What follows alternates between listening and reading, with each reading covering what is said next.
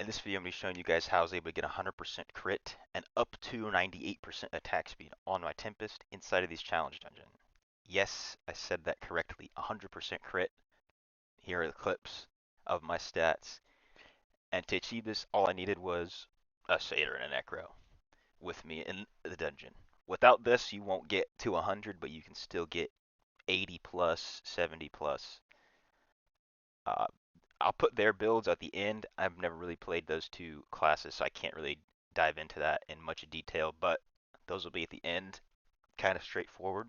And so here's my build. This build is one of the highest DPS outputs, if not the most, that I've been able to come up with. I use it almost everywhere when I'm playing Tempest. It doesn't hinge on having a Satyr or Necro with you. That is just for this 100% crit, almost 100% attack speed thing. So, you can reach these numbers without having that. For my skills, using Rolling Surf, Crosswinds, Storm Fury, Squall. You can pick Wind Edge or Wave Edge, doesn't really matter, but there's an obvious choice. We all get that. And now for the set items. I'm only using 2-piece Vithus, which is blasphemy. Never done this before, because 30% attack speed's a lot. But trust me, we have so much more with this new Paragon, you won't miss it. 2-piece Vithus, 4-piece Grace. This damage you're going to see is always hitting.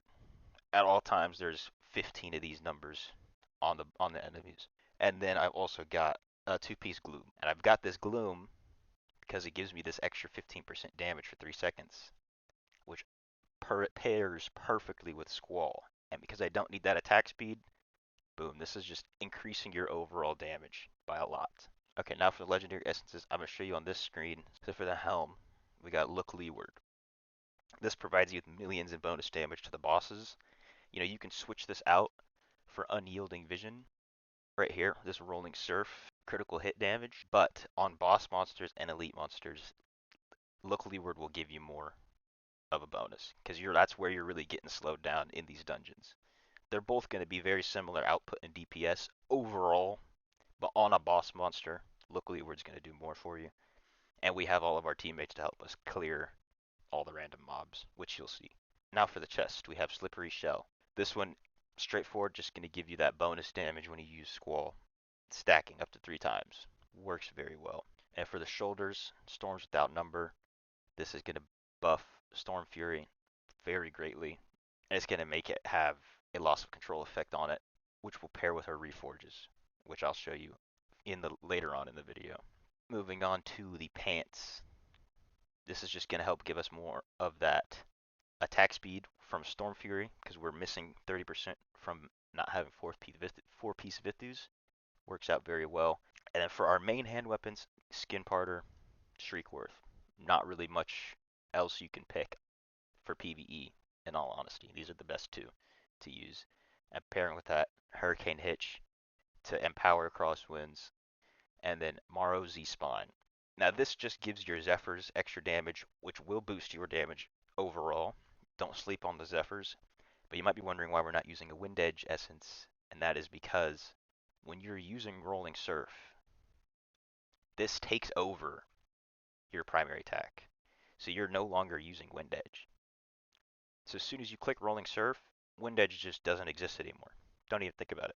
It's not doing anything for you. That's why those essences don't work.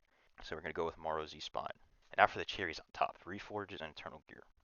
I can make a longer video on these topics if there's demand for it. I'll just kind of go through it briefly. For the Eternal Gear, we can only really use Storm Fury and Rolling Surf with this build. The Storm Fury magic attribute is going to increase our attack speed, which really helps. And this stacks, as you can see, I'm wearing 2 pieces, which translates into 30% for 3 seconds. That right there is Vithus. That's why we're not using it, and that's why Gloom helps. And then the other one being Rolling Surf, which just empowers your auto attacks, gives you a little bit more damage. Nothing too crazy. Doesn't really matter if you have this one, but the Storm Fury really helps. And now briefly under the Reforges, these right here are the best ones to have. I want to say that's an opinion, but I'm pretty sure that's fact. For PvE, this is what you want. These 5.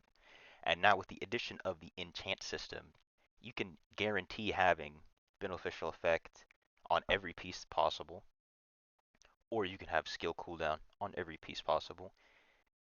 And that will give you a little bit of leeway to remove some of these duration of beneficial effects and swap it out for something like damage to enemy suffering loss of control, which is going to be every monster that's not a boss, or damage to elite enemies. And I have a few of both of those: damage to enemies suffering from loss of control and damage to elite enemies.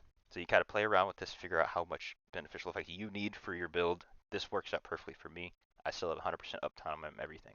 And then just to kind of touch on it, the charm, Rolling Surf, Crosswinds, Storm Fury, these are the three that are going to be really increasing your damage, especially Crosswinds and Rolling Surf. Try to get those on there. 2% will add, if you don't have it, you will see a difference if you just get 2% on, like, say, Rolling Surf or Crosswinds. And now onto the Paragon. I'm going to use the new Slayer Paragon. I'm going to use all these bottom left 5 nodes, which is going to give you more attack damage, primary attack damage, more primary attack speed.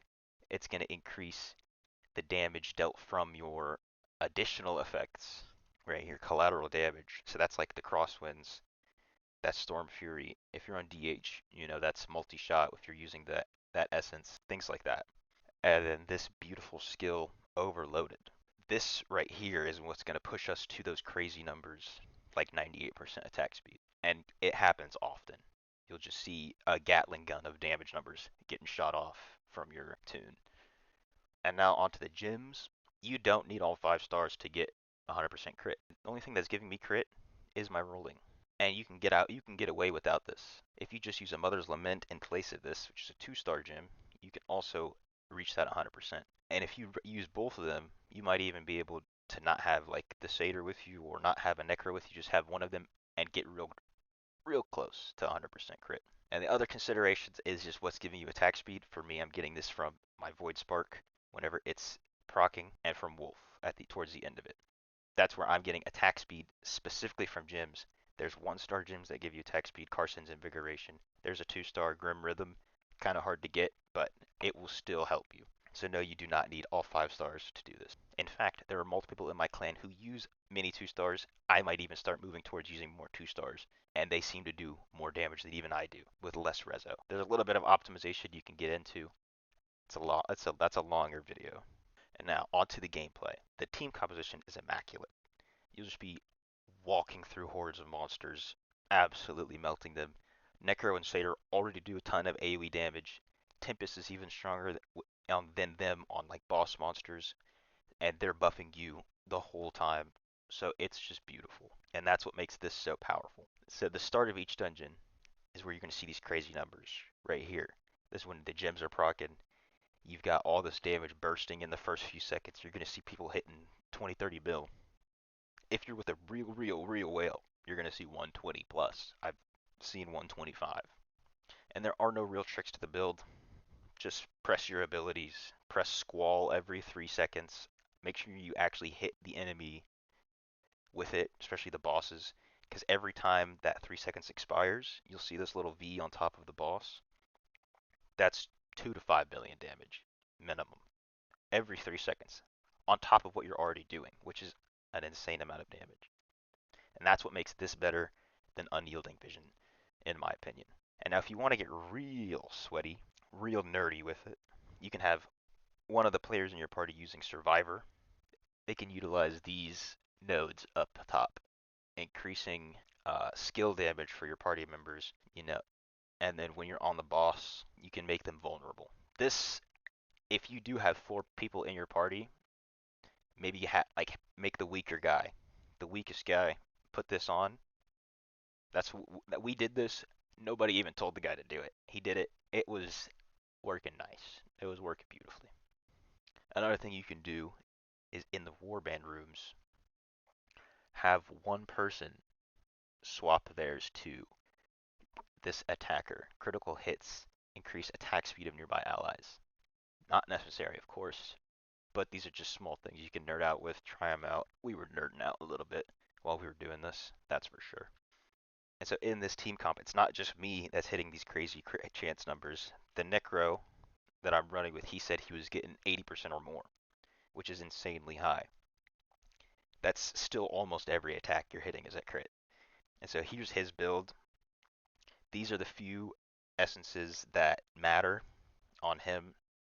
It's really just a golem, increasing the attack done, corroding their armor over however the game calculates it, giving you more damage, giving you more crit chance, giving you more attack speed.